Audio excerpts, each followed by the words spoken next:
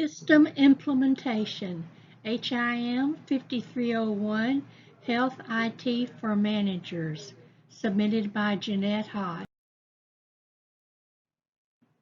System implementation is the process of building, customizing, installing, integration, and testing the healthcare information system that was decided on during the system acquisition phase of the project.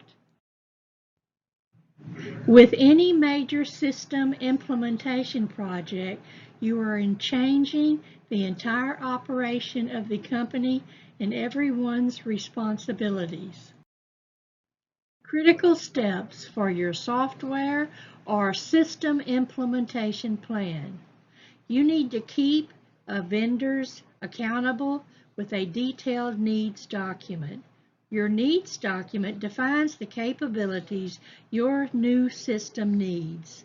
Your vendor is a key stakeholder in your software implementation plan. The extent to which your vendor will support your implementation varies. Therefore, it is important to hold them accountable. Next, you need to control your scope or it will control you. During the implementation and training stage, your needs document helps you avoid scope creep. Scope creep is the ever-present danger in any project of continuously adding requirements and objectives until the whole thing becomes unruly and impossible to deliver on. The next critical step in your implementation is assembling the team necessary for success. The makeup of an implementation team will vary depending on your unique needs and the scale of implementation. But beware of bringing too many cooks into the kitchen. This can cause problems. You need to encourage user adoption with a proactive, engaging strategy.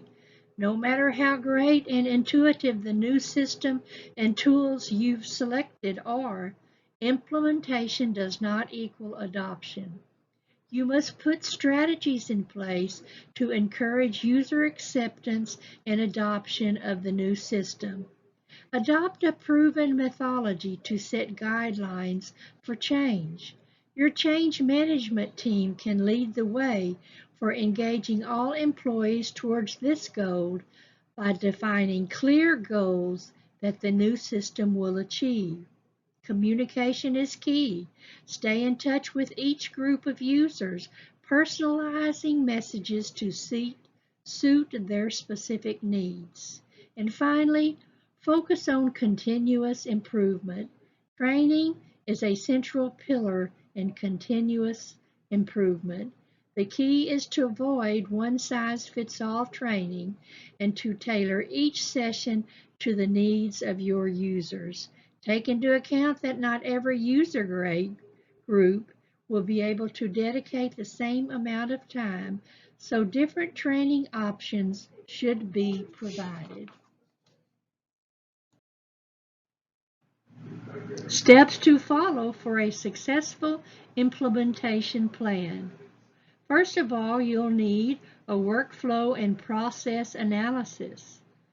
You'll need to evaluate the current procedures, identify opportunities for improvement, identify sources of data, including interfaces to other systems, determine location and number of workstations needed, and redesign physical locations as needed.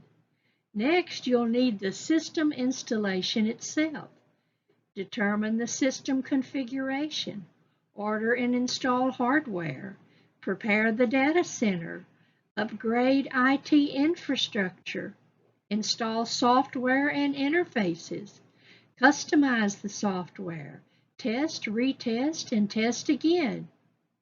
And then finally, pilot the system. This is testing the system on a limited basis before a complete rollout and go live. More steps to follow. You'll need staff training. Identify the appropriate training methods for each major user group. Prepare training materials. Train staff members. Test staff members' proficiencies. Update procedure manuals. Then you'll have conversion. You need to convert the data, which is to integrate current software and applications into the new system. You'll need to test the system. Once the conversion is completed, test to ensure all software and applications are accessible. Communications. Establish communication standards for addressing problems and concerns. Communicate regular with all groups. Preparation for go-live date. Select a date when patient volume is low. Ensure sufficient staff members are on hand. Set up mechanism for reporting and correcting problems and issues.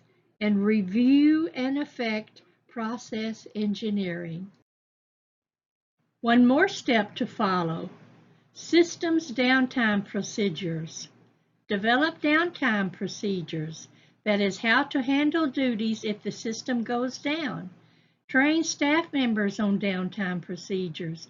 Have written manuals with processes for each user group explaining how they will accomplish their work when the system is down. Training is essential in this area. What is the most important takeaway from this article? There are many important takeaways from these articles, such as the importance of research, preparation, need analysis, continuous training, written documentation, conversion and integration, testing and more testing, and downtime procedures. What important facts support the takeaway message? The important facts that support the takeaways listed on the previous slide is that without these factors, there would not be a successful system implementation and failure would be a strong possibility. These policies, procedures, and steps in the process need to be followed in order to complete all the required tasks of a system installation. Do you think this article is outdated? If so, what is the more up-to-date information on the topic? I feel that these articles reflect current procedures to follow in a system implementation plan. I'm sure there will always be more ways to improve on the process, but for now I feel that most of the steps have been covered in these articles for a successful implementation plan. How does this article tie into the assigned readings for the corresponding lesson?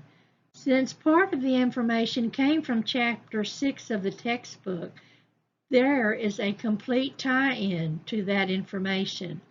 Other information came from online sources, and that information was a good tie-in as well for the steps and procedures listed in the textbook. How can you apply what you have learned in this article to on-the-job situations? I have learned quite a large amount from both assignments of system acquisition and implementation and how they work together where one takes over when the other is completed.